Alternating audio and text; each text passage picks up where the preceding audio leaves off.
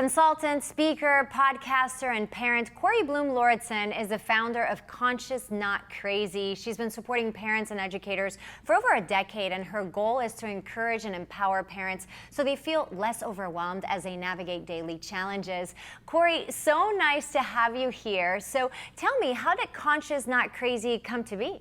Well, thank you for having me. So Conscious Not Crazy came to be because I became a parent, and it's one of the most, critical jobs we have in life, and there is no owner's manual. So you are just flying blind. And I was doing just that. I was overwhelmed. I felt like a failure as a parent.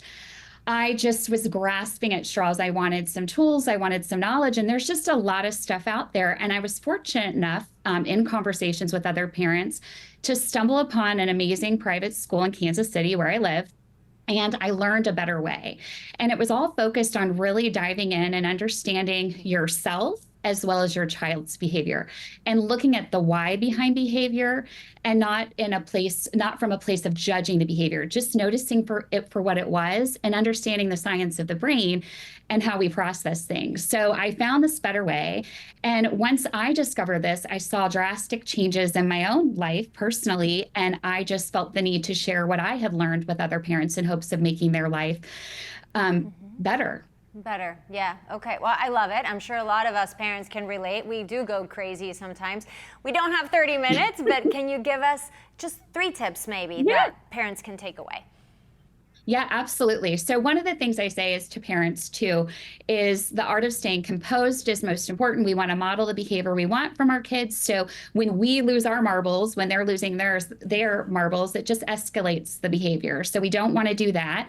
Noticing the behavior instead of judging it. So like a child's touching something they shouldn't. Oh, are you curious about that? So when we notice it, the child doesn't run off the other way. They're in a place where now we can coach and teach them what they can do with that object or what we want them to do. So noticing the behavior, and stop telling our kids what they need to do, and instead really using questions. Well, how do you feel about your choice? Was that a good idea or a bad idea? Because it's a way to connect with them, and it's a way to coach them throughout challenging situations and give them healthy coping skills. And then the biggest takeaway for me too is, and what I share with parents is, don't give up better for perfect, because you're not going to do it perfect. I'm certainly not the perfect parent.